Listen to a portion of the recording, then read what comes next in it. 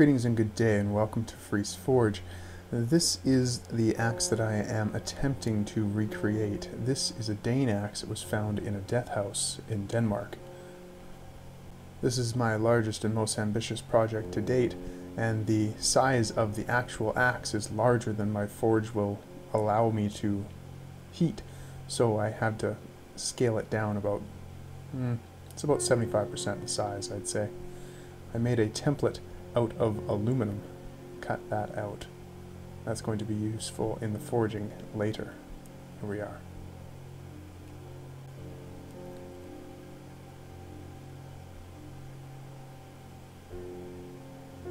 And you can see the size that the axe will be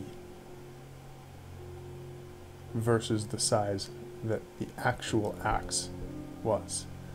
We're using a wagon wheel. This wagon wheel is made of wrought iron.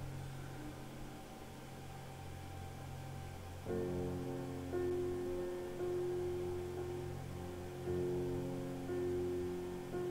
can see my wrought iron testing here. Certainly wrought iron. Marking out the heel of the axe. This is the first time that I've gotten to use these tongs. They worked quite well in the first heat. There we are. Now we're ready to forge. So firstly, we set out where the heel will be. And then we begin to start spreading what's called the langets. These are the little top and bottom kind of triangle-y looking cool little bits that are part of the eye of the axe. There we are, nice and smoothed out, looking good. And here we are measuring against the template. Beginning to spread out where the blade will be.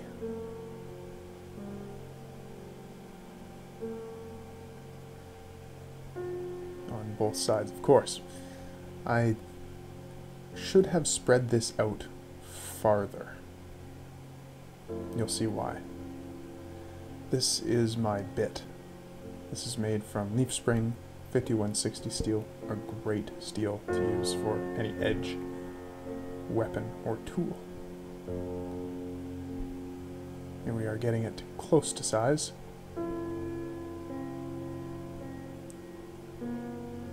And there we are, tapered to size, ready to be forge welded in. Now we are creating the eye. Looking good so far. These tongs that I'm using I specifically made for this task, and they work quite well at holding it at the eye. They're nice tongs. I like them. Forge welding time. First heat. Comparing the size to what it will be. Looks like we've got a lot of spreading to do. So let's get it hot and hit it hard. Here we are starting to consolidate. Consolidation continues. It's going quite well. At this point I'm very happy with it. Very happy. And we begin this process of spreading the material out in order to make the blade. Now there's something here that's going to occur that I was not prepared for, and was a painful learning lesson.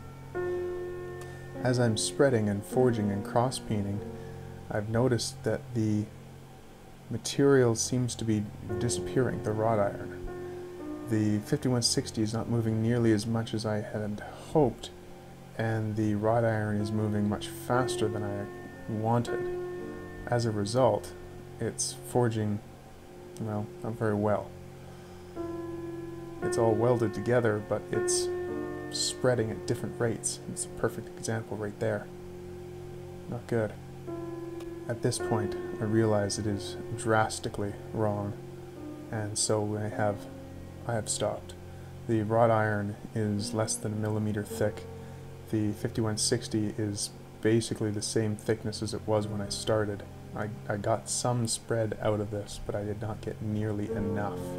What I learned about this is during this San Mai style construction, if I'm going to be using the harder inner and the softer outer, I need to have it spread out to its final dimensions, much closer to its final dimensions than it was. Anyway, that was a learning lesson. May the Force serve you well.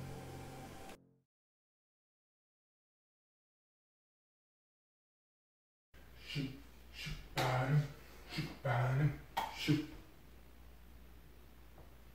Well, you're still here. It's over.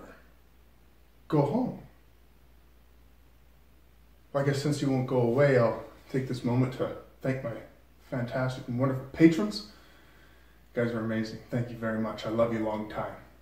Over here you'll find a couple of videos I've done. This one is my most recent upload, and this one is one that YouTube has decided via its algorithms that you might enjoy. We all know how wonderful and fantastic and perfect YouTube's algorithms are, so I'm sure you have nothing to fear.